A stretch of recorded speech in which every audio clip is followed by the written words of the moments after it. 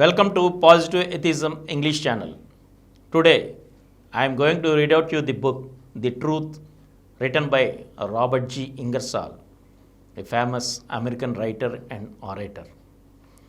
In continuation from the last episode, today we are going to deal about the science of theology. All the sciences except theology are eager for facts, hungry for the truth. In a theological seminary, if a professor finds a fact inconsistent with the creed, he must keep it secret or deny it or lose his place. Mental veracity is a crime, cowardice and hypocrisy are virtues. A fact inconsistent with the creed is denounced as a lie, and the man who declares or announces the fact is a blasphemer. Every professor breathes the air of insincerity. Everyone is mentally dishonest. Everyone is a pious fraud. Theology is the only dishonest science, the only one that is based on belief, on credulity, the only one that abhors investigation, that despises thought and denounces reason. All the great theologians in the Catholic Church have denounced reason as a light furnished by the enemy of mankind, as the road that leads to perdition. All the great Protestant theologians, from Luther to the Orthodox clergy of our time, have been the enemies of reason. All Orthodox churches of all ages have been the enemies of science. They attacked the astronomers as though they were criminals, the geologists as though they were assassins. They regarded physicians as the enemies of God, as men who were trying to defeat the decrees of providence. The biologists, the anthropologists, the archaeologists, the readers of ancient inscriptions, the delvers in buried cities were all hated by the theologians. They were afraid that these men might find something inconsistent with the Bible. The theologian attacked those who studied other religions. They insisted that Christianity was not a growth, not an evolution, but a revelation. They denied that it was in any way connected with any natural religion.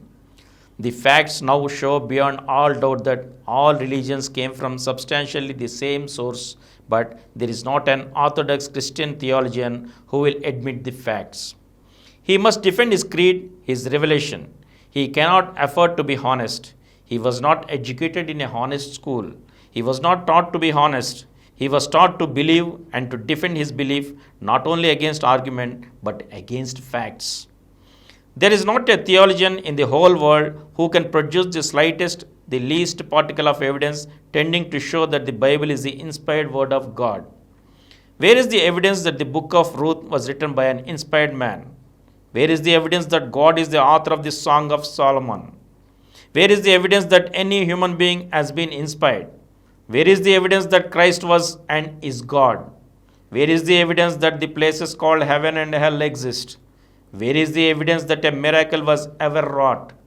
There is none. Theology is entirely independent of evidence. Where is the evidence that angels and ghosts, that devils and gods exist? Have these beings been seen or touched? Does one of our senses certify to their existence? The theologians depend on assertions. They have no evidence. They claim that their inspired book is superior to reason and independent of evidence. They talk about probability, analogy, inferences, but they present no evidence. They say that they know that Christ lived in the same way that they know that Caesar lived. They might add that they know Moses talked with Jehovah on Sinai the same way they know that Brigham Young talked with God is Utah. The evidence in both cases is the same, none in either. How do they prove that Christ rose from the dead? They find the account in a book. Who wrote the book? They do not know. What evidence is this? None, unless all things found in books are true. It is impossible to establish one miracle except by another, and that would have to be established by another still, and so on without end. Human testimony is not sufficient to establish a miracle. Each human being, to be really convinced, must witness the miracle for himself. We shall continue the remaining part in the next episode. Thank you.